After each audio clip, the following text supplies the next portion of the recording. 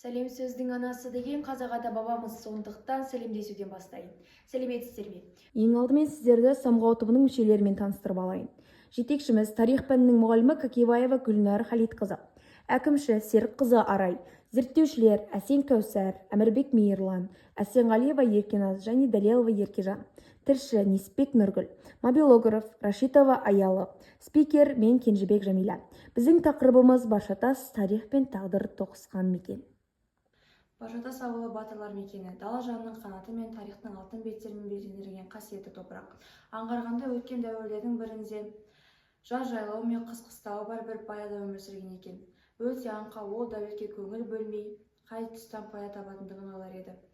Бір күні дүние қоңыз екенін сезген кезде үйіне келіп түскен оқалы шапан киген, әсем сәулетпен безендірілген бір жігітті қонаққа шақырғанда, ол өрісім толған мал, жерім толған алтын күміс байлық деп баса айта біледі. Бай оның сөзінен ықылас алып, сол алтын тастары бар жерді көрсетуді ұйғарды. Алтын тастары бар жерді көргеннен кейін көпшілік сол жерді Баршатас деп атап кеткен екен. Баршатас атауы туралы тағы бір аңызда бұл атауды Баршагүл атты қызың есімімен байланыстырады. Осы аңыз туралы термені марқұм жыршы Естай ағамыздың орындауын тыңдасақ.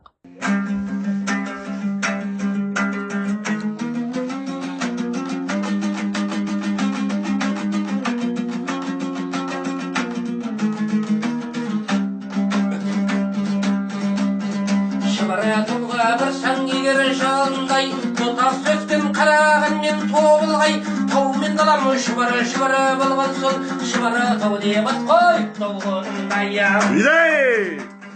Шыбыры тауым шалқар далам көк көлдер, ел байлығын еңсеп еткен көктемдер, қазағымның құтты қонысы мекені, мал өсіріп маңдайтыр дау төккендер. Бастау алып талай аңыз қанша жыр, өтті содан бері қанша жыр, тірі байға бермек болып әкесі, құса болды уайдай сұлу барша гүл, қауатылы қиғыры тастай қасалған, қай қазақтың қыз әкенен насалған, биік тастан терең суға құзғырып, содан келмен барша тасым батанған. Біздің өлке тарихы бай, аузы дуалы шешендер мен билер ел қорғаған батырлардың зираттары өткен тарих куәсі. Солардың біразымен таныстырып кетсем, Байғұттан Аманбайұлы ұрпаққа ұлғайтып сөз қалдырған, халыққа әділ қазы тура билігімен танылған би. Ел жұрты оны еркелетіп бабаң деп атаған. Руы Керей 1789-1834 жылдар арасында өмір сүрген. Жобалай би 17 ғасырда өмір сүрген. Жобалай би тек би болғанмен ғана емес, батыр болып жер қорғағанмен де танылған ұлы тұлғалардың бірі. Елді бірлік берекеге шақырған. Бегеш Сабанұлы 1834 жылы туылған, Абайдың жақын досы болған деседі. Абай жолы романында көп кездескен. Абай оны бағалап қызыл жел деп атаған. Нұралы батыр 1699-1769 жылдар арасында өмір сүрген. Оның 10 ұлы болған, олар да өзі сияқты қайсар, мықты батыр болып өскен. Нұралының ерлігіне тәнті болып, Қабанбай батыр Бақанас, Байқошқар өзенін қалмақтардан босатып алып, оны сыйға берген. Шақандай Жағашарұлы 1706 жылы туылған. Ол қазақ қалмақ соғысында Қабанбай, Жәнібек тәрізді біртуар батырлармен елдің жерін қорғап қалған асыл батырмыз. Қойтан батыр, ол әрі батыр, әрі аруақты адам болған. Оның жерленген жерін Қойтан жазығы деп атаған. Ол жерді киелі әрі науқас адамдарға ем болып келеді деп таныған. Осылайша біздің өлкемізде сөзге шешен, әділетті билер, қайсар елін жерін найзадан қорғайған батырлардың бар екенін біле аламыз. Биыл Ұлы Отан соғысы аяқталғанына 80 жыл толып отыр. Ұлы Отан соғысы біздің өлкемізге де қасіретін әкелді. Ұлы Отан соғысқа 751 адам шақырылып, 133-і қаза тауып, 10 шақты адам хабарсыз кеткен. Солардың біреуі Кеңес одағының батыры Әбеуов Мұқатай.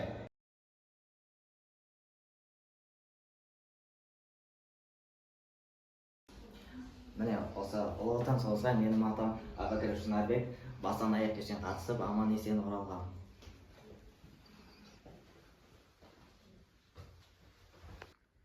Менің атам да майдангер болған. Шәкішев Мұрсейт 1910 жылы Семей облысы Шұбартау ауданы Бақанас ауылында дүниеге келген. 1941 жылы майданға аттанып, 276-шы атқыштар полкінде барлаушы болған. наградаларына тоқталатын болсақ, екінші дәрежелі Ұлы Отан соғысының ордені Германияны жеңгені үшін, және де ұлы жеңіске 40 жыл, ұлы жеңіске 50 жыл деген медальдармен марапатталған. Соғыстан кейінгі жылдары халық еңсесін көтеріп, бейбіт еңбекке көшті. Ауданымыздың негізгі бағыты мал шаруашылық болғандықтан, ауыл адамдары осы салада аянбай тер төкті. Қазақстанда қой санын 50 мыңға жеткізейік деген бастаманы алғашқы болып қолдап, шұбартаулық жастар 1971 жылы мектеп бітіруші түлектерді қой шаруашылығын өркендетуге шақырып үндеу тастады. Сөйтіп қой өсіруші комсомол жастар бригадалар құрылды. Сондай қой өсіруші жастар бригадасында еңбек еткен Ахат Мүшімбаев ағамызбен жолығып сұхбаттасқан едім. Ахат аға, сіз комсомол жастар ұйымында жұмыс істепсіз. Бізге сол туралы мағлұмат берсеңіз. Комсомолды 77 жылы бітірдік. 77 жылы құрылды. 80 жылдар Суретке бардық. Москваға. Шүленбаев, Мақашев, Нұрбақыт Тоғысбаев, мен төртеуміз бардық. Суретке. Сонан кейін комсомол бригадирде 10 бала болдық. Бұлбұл деген. Бұлбұл Арай, Сұңқар деген 3 бригадир болды. Соның ағатайым Мүшімбаев Мақат, ағатайым бригадир составителі болды. Біз солардың мүшелері болдық. Жақсы, сіздің берген мағлұматтарыңыз біз үшін өте маңызды. Бұл мағлұматтарыңыз біз алдағы жолда да қолданамыз. Сізге сұхбат үшін рахмет.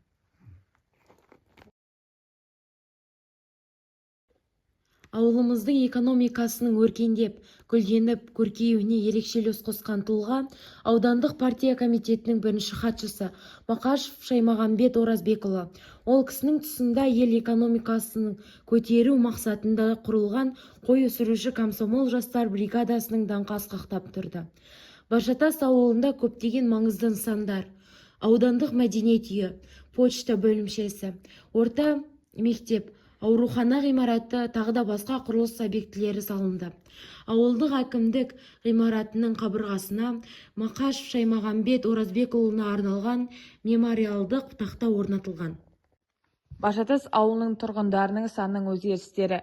Бұл тақырып өзекті, себебі демографиялық динамика ауыл шаруашылығы, әлеуметтік инфрақұрылым және жергілікті мәдени өмір дамуына тікелей әсер етеді.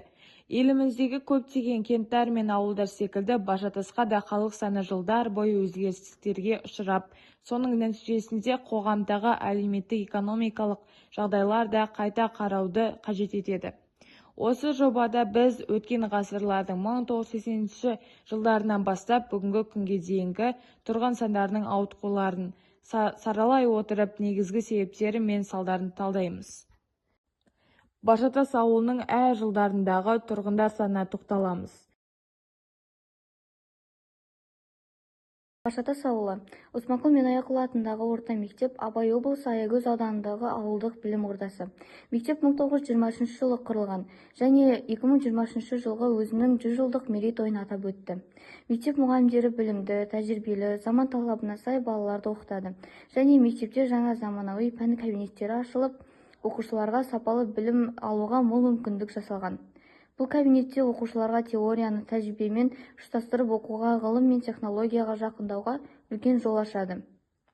Мектептің бас ерекшелігі ғасырлық тарихы мен білім беру саласына қосқан үлесі. Бұл оқу орны тек білім беріп қана қоймай, елге қызмет ететін азаматтарды тәрбиелеп келе жатқан рухани ошақ. Бір ғасырлық шежіресінде бұл киелі шаңырақ талай тұлғаларды тәрбиелеген. Мысалы айтатын болсақ, Несіпбек Айтылов Тұрысбекұлы, көрнекті ақын, Қазақстан жазушылар одағының мүшесі, Қазақстан жазушылар одағының Мұқағали Мақатаев атындағы сыйлықтарының лауреаты және Парасат орденінің иегері. Кемелбеков Бекен Жасымбаевич, техника ғылымының докторы, Халықаралық академия одағының мүшесі, құрмет белгісі медалінің иегері. Мұхтар Мағауин Мұқанұлы, Қазақстан халық жазушысы, қазақ ауыз әдебиетін зерттеуші ғылым, тарихшы, филология ғылымдарының докторы. Ырғызбай Әзімбайұлы, Қазақстан Республикасы тәуелсіздігінің 10 жылдығы және 20 жылдығына байланысты Астана мерекелік медалінің иегері, Аягөз ауданының құрметті азаматы, ауыл ағасы, ардагер ұстаз. Өмірбеков Жеңіс Өмірбекұлы, физика-математика ғылымдарының кандидаты, доцент. Еркеғали Рахмадиев, көрнекті композитор, Қазақстан және КСРО-ның халық артисі, Қазақстан Республикасының мемлекет қайраткері.